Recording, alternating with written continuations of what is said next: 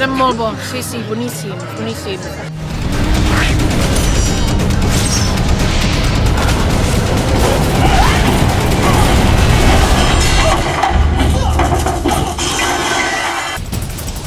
Un señor con un atractivo animal.